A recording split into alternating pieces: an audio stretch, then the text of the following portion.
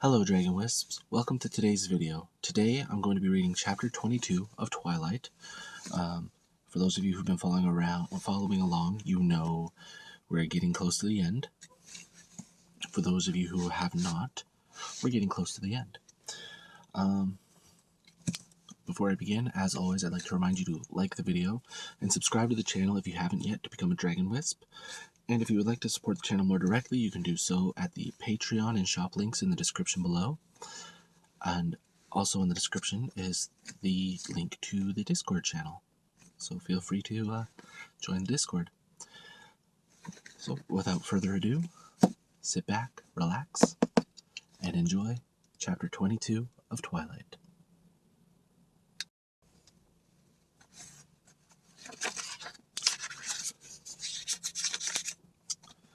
Chapter 22, Hide and Seek. It had taken much less time than I'd thought, all the terror, the despair, the shattering of my heart. The minutes were ticking by more slowly than usual. Jasper still hadn't come back when I returned to Alice. I was afraid to be in the same room with her, afraid that she would guess, and afraid to hide from her for the same reason. I would have thought I was far beyond the ability to be surprised, my thoughts tortured and unstable, but I was surprised when I saw Alice bent over the desk, gripping the edge with two hands. Alice? She didn't react when I called her name, but her face was slowly rocking side to side, and I saw her face. Her eyes were blank, dazed. My thoughts flew to my mother. Was I already too late? I hurried to her side, reaching out automatically to touch her hand. Alice! Jasper's voice whipped, and then he was right behind her, his hands curling over hers, loosening them from their grip on the table. Across the room, the door swung shut with a low click. "What is it?" he demanded. She turned her face away from me, into his chest. "Bella," she said. "I'm right here," I replied. Her head twisted around, her eyes locking on mine, their expression still strangely blank. I realized at once that she hadn't been speaking to me. She'd been answering Jasper's question. "What did you see?" I said, and there was no question in my flat, uncaring voice. Jasper looked at me sharply. I kept my expression vacant and waited. His eyes were confused, and they flickered swiftly between Alice's face and mine, feeling the chaos. For I could guess what Alice had seen now. I felt a tranquil atmosphere settle around me. I welcomed it, using it to keep my emotions disciplined, under control. Alice, too, recovered herself. "Nothing, really," she answered finally, her voice remarkably calm and convincing. "Just the same room as before." She finally looked at me, her expression smooth and withdrawn. "Do you want breakfast?" "No, I'll eat at the airport." I was very calm, too. I went to the bathroom to shower, almost as if I were borrowing Jasper's strange extra sense. I could feel Alice's wild, though well-concealed, desperation to have me out of the room, to be alone with Jasper, so she could tell him that they were doing something wrong, that they were going to fail. I got ready methodically, concentrating on each little task. I left my hair down, swirling around me, covering my face. The peaceful mood Jasper created worked its way through me and helped me think clearly. I dug through my bag until I found my sock full of money. I emptied it into my pocket. I was anxious to get to the airport, and glad when we left by 7. I sat alone this time in the back of the dark car. Alice leaned against the door, her face toward Jasper, but, behind her sunglasses, shooting glances in my direction every few seconds. "Alice?" I asked indifferently. She was wary. "Yes?" "How does it work, the things that you see?" I stared out the side window, and my voice sounded bored. "Edward said it wasn't definite, that things change." It was harder than I would have thought to say his name. That must have been what alerted Jasper, why a fresh wave of serenity filled the car. "Yes, things change," she murmured. Hopefully, I thought. Some things are more certain than others, like the weather. People are harder. I only see the course they're on while they're on it. Once they change their minds, make a new decision, no matter how small, The whole future shifts. I nodded thoughtfully. So you couldn't see James in Phoenix until he decided to come here? Yes, she agreed, wary again. And she hadn't seen me in the mirror room with James until I'd made the decision to meet him there. I tried not to think about what else she might have seen. I didn't want my panic to make Jasper more suspicious. They would be watching me twice as carefully now, anyway, after Alice's vision. This was going to be impossible. We got to the airport. Luck was with me, or maybe it was just good odds. Edward's plane was landing in Terminal 4, the largest terminal, where most flights landed, so it wasn't surprising that his was. But it was the terminal I needed, the biggest, the most confusing, and there was a door on level 3 that might be the only chance. We parked on the 4th floor of the huge garage. I led the way, for once more knowledgeable about my surroundings than they were. We took the elevator down to level 3, where the passengers unloaded. Alice and Jasper spent a long time looking at the departing flight's board. I could hear them discussing the pros and cons of New York, Atlanta, Chicago, places I'd never seen, and would never see.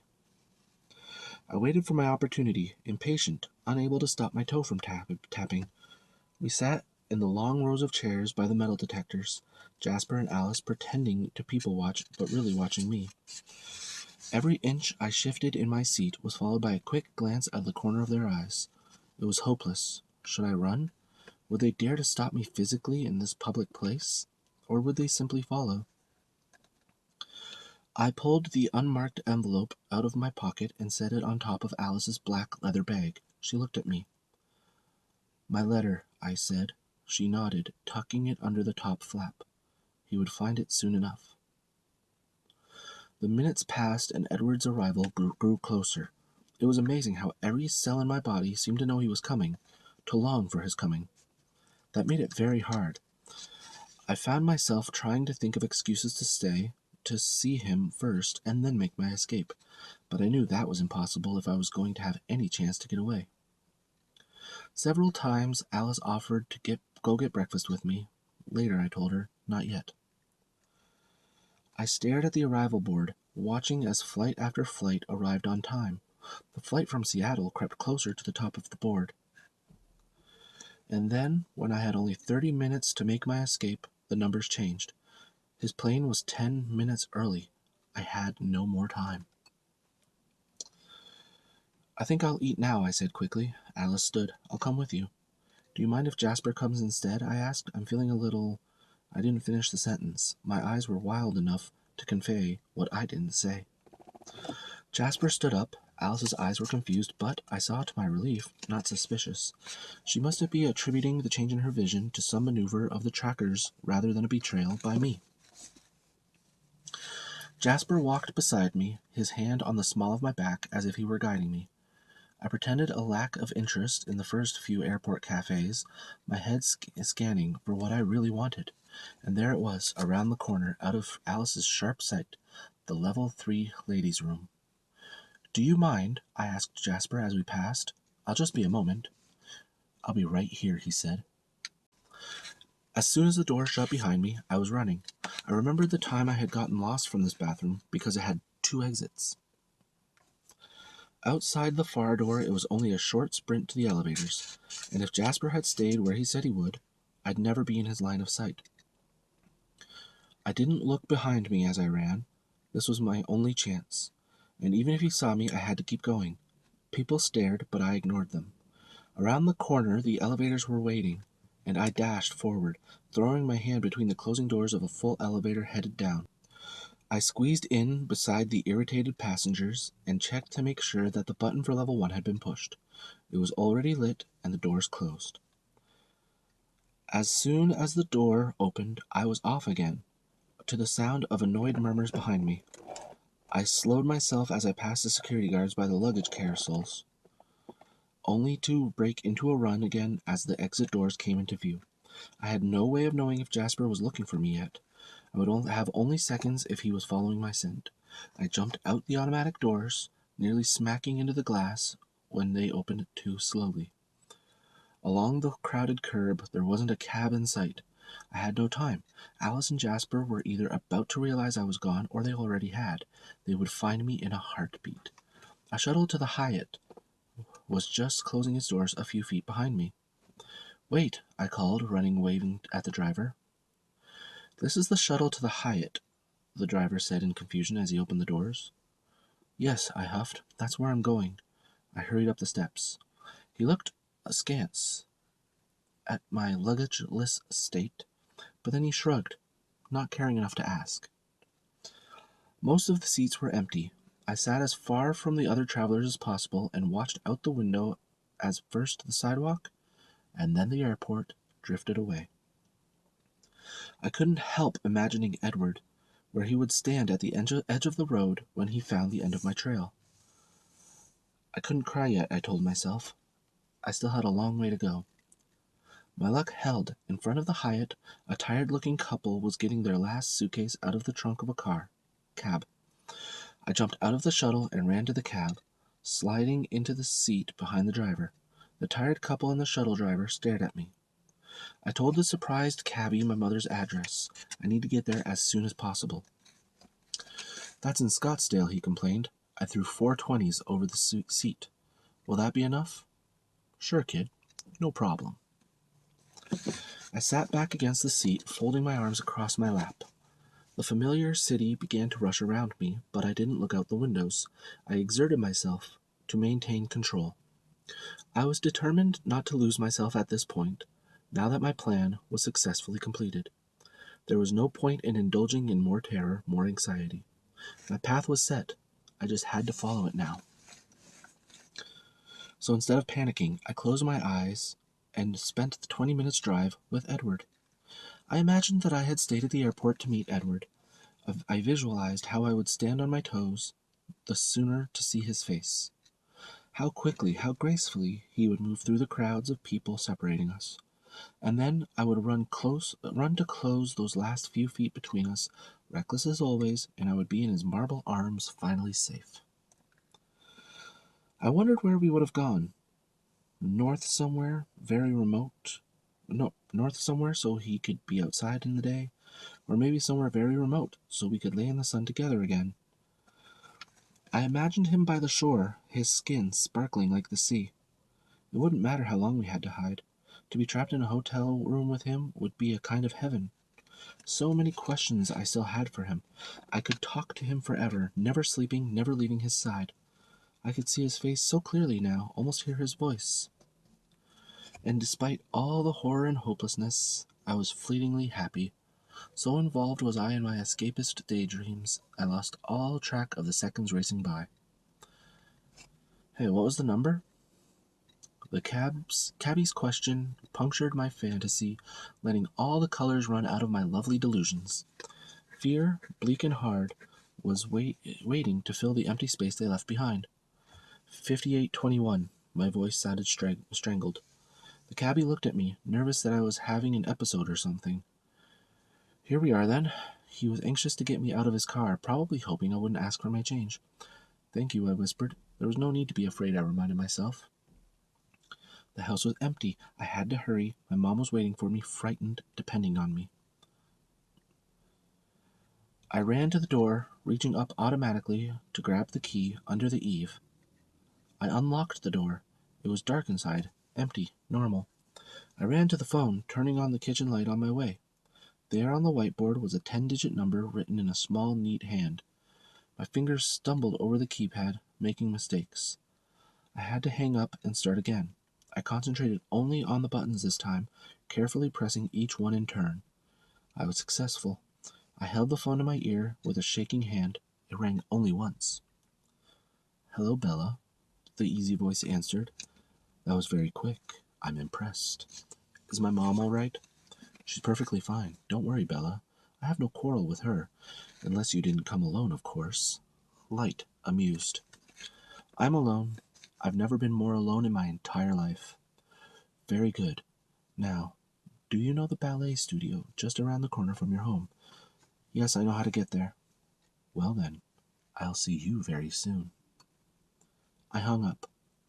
I ran from the room, through the door out into the baking heat. There was no time to look back at my house, and I didn't want to see it as it was now, empty, a symbol of fear instead of sanctuary. The last person to walk through those familiar rooms was my enemy. From the corner of my eye, I could almost see my mother standing in the shade of the big eucalyptus tree where I'd played as a child, or kneeling by the little plot of dirt around the mailbox, the cemetery of all the flowers she'd tried to grow. The memories were better than any reality I would see today, but I raced away from them toward the corner, leaving everything behind me. I felt so slow, like I was running through wet sand. I couldn't seem to get enough purchase from the concrete. I tripped several times, once falling, catching myself with my hands, scraping them on the sidewalk, and then lurching up to plunge forward again. But at last I made it to the corner. Just another street now. I ran, sweat pouring down my face, gasping. The sun was hot on my skin, too bright as it bounced off the white concrete and blinded me.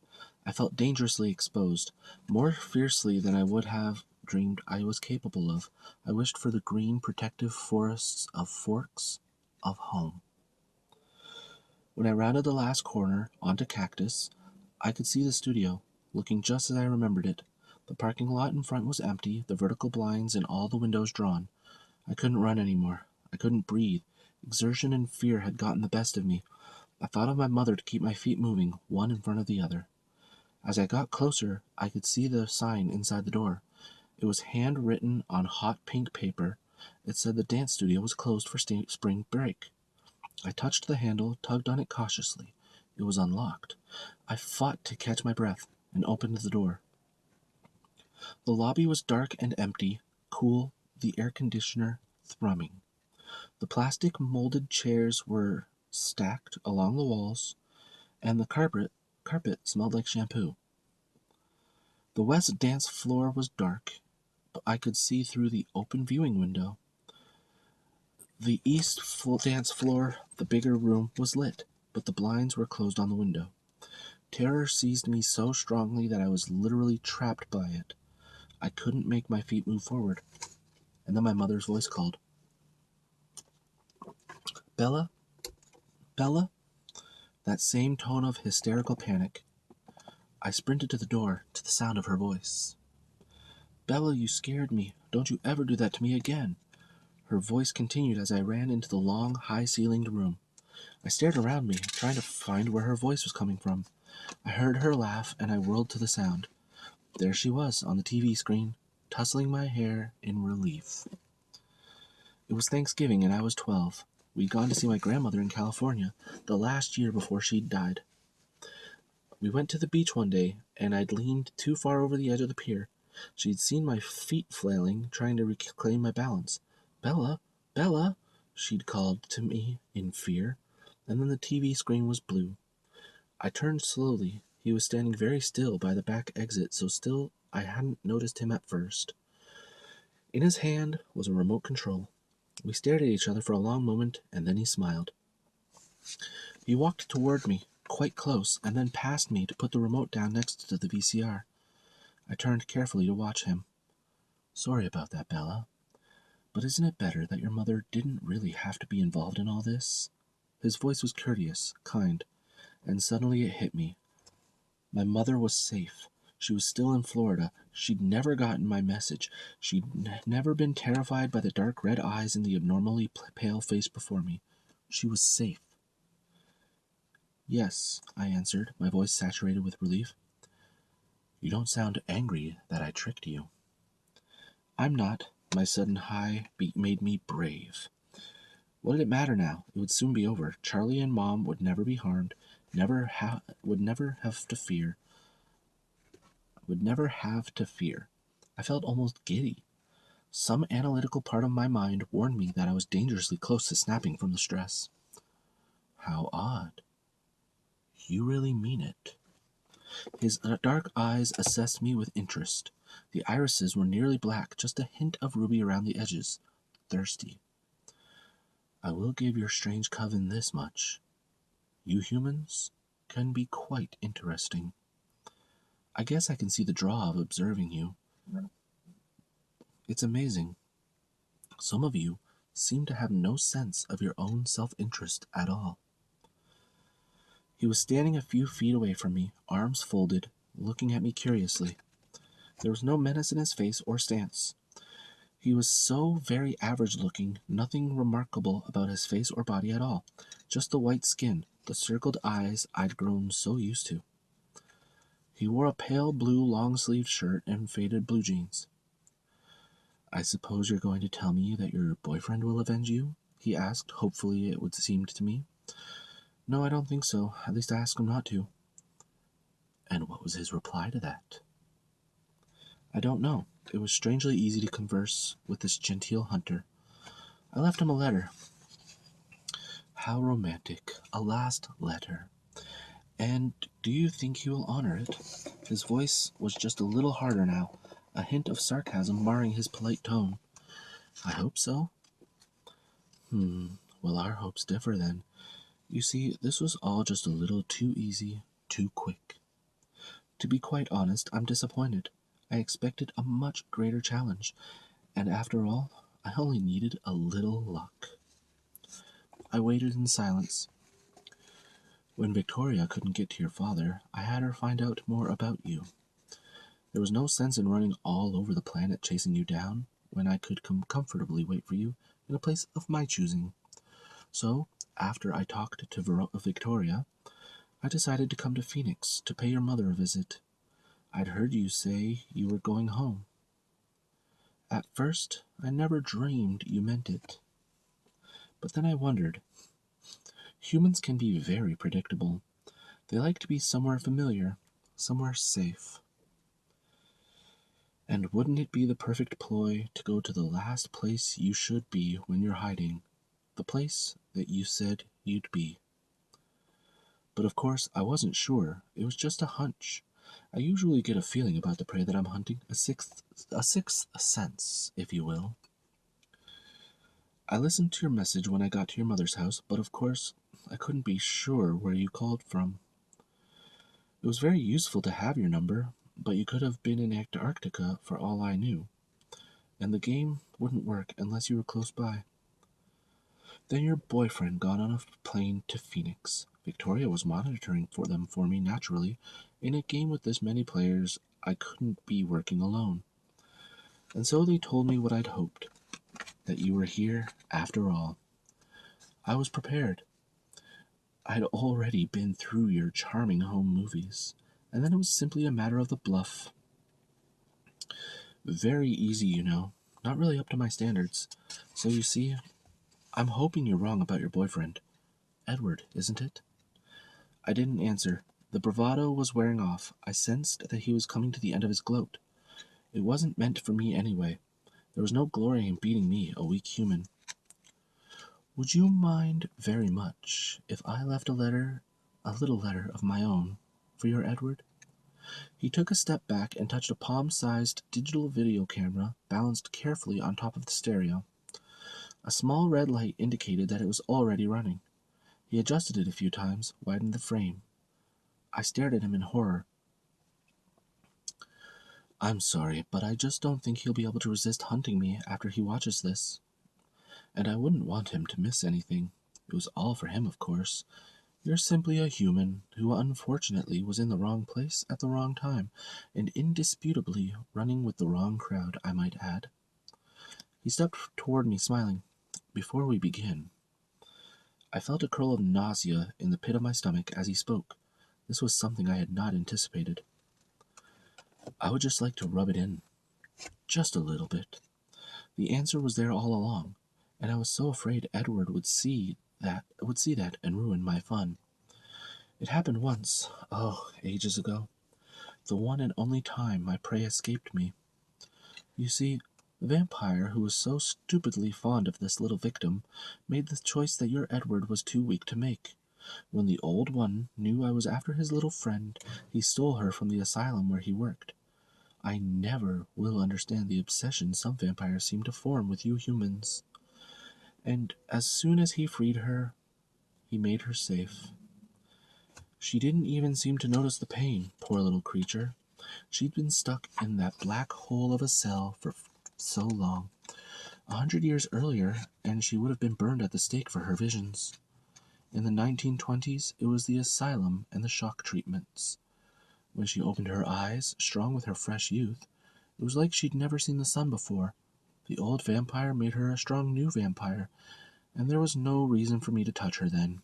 He sighed. I destroyed the old one in vengeance. Alice, I breathed, astonished. Yes, your little friend. I was surprised to see her in the clearing. So I guess her coven ought to be able to derive some comfort from this experience. I get you, but they get her. The one victim who escaped me. Quite an honor, actually. And she did smell so delicious.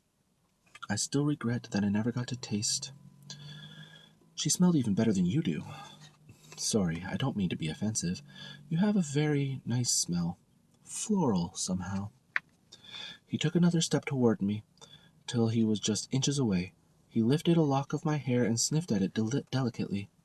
Then he gently patted the strand back into place, and I felt his cool fingertips against my throat. He reached up to stroke my cheek once quickly with his thumb, his face curious. I wanted so badly to run, but I was frozen. I couldn't even flinch away. No, he murmured to himself as he dropped his hand. I don't understand, he sighed. Well, I suppose we should get on with it. And then I can call your friends and tell them where to find you, and my little message. I was definitely sick now. There was pain coming. I could see it in his eyes. It wouldn't be enough for him to win, to feed and go. There would be no quick end like I'd been counting on. My knees began to shake, and I was afraid I was going to fall. He stepped back and began to circle, casually, as if he were trying to get a better view of a statue in a museum. His face was still open and friendly as he decided where to start. Then he slumped forward into a crouch I recognized, and his pleasant smile slowly widened, grew, till it wasn't a smile at all, but a contortion of teeth exposed and glistening. I couldn't help myself. I tried to run. As useless as I knew it would be, as weak as my knees already were, panic took over and I bolted for the emergency door. He was in front of me in a flash. I didn't see if he'd used his hand or his foot. It was too fast. A crushing blow struck my chest. I felt myself flying backward, and then heard the crunch of my head bashed into the mirrors. The glass buckled, some of the pieces shattering and splintering on the floor beside me. I was too stunned to feel the pain. I couldn't breathe yet. He walked toward me slowly. That's a very nice effect, he said, examining the mess of glass, his voice friendly again. I thought this room would be visually dramatic for my little film. That's why I picked this place to meet you. It's perfect, isn't it? I ignored him, scrambling on my hands and knees, crawling toward the other door. He was over me at once, his foot stepping down hard on my leg. I heard the sickening snap before I felt it, but then I did feel it, and I couldn't hold back my scream of agony. I twisted up to reach for my leg, and he was standing over me, smiling. Would you like to rethink your last request? He asked pleasantly. His toe nudged my broken leg, and I heard a piercing scream. With a shock, I realized it was mine. Wouldn't you rather have Edward try to find me? He prompted. No, I croaked. No, Edward, don't. And then something smashed into my face, throwing me back into the broken mirrors. Over the pain of my leg, I felt a sharp rip across my scalp where the glass cut into it, and then the warm wetness began to spread through my hair with alarming speed. I could feel it soaking the shoulder of my shirt, hear it dripping on the wood below. The smell of it twisted my stomach. Through the nausea and dizziness, I saw something that gave me a sudden, final shred of hope. His eyes, merely intent before, now burned with an uncontrollable need. The blood, spreading crimson across my white shirt, pooling rapidly on the floor, was driving him mad with thirst. No matter his original intentions, he couldn't draw this out much longer. Let it be quick now, was all I could hope as the flow of blood from my head sucked my consciousness away with it. My eyes were closing. I heard, as if from underwater, the final growl of the hunter. I could see through the long tunnels my eyes had become, his dark shape coming toward me. With my last effort, my hand instinctively raised to protect my face. My eyes closed, and I drifted. Thank you for joining me for Chapter 22 of Twilight. I hope you enjoyed it. It was a little intense compared to previous chapters, but we're definitely getting close to the end now. So that means we should be starting New Moon soon. Yeah. So as usual, feel free to comment below other videos you'd like to see on the channel. And right about now, you should be getting a subscribe button up here, the latest video on the channel over here, video recommended for you by YouTube over here, and the playlist of the Twilight readings down here. So, thank you for joining me, and as always, have a peaceful day. Bye.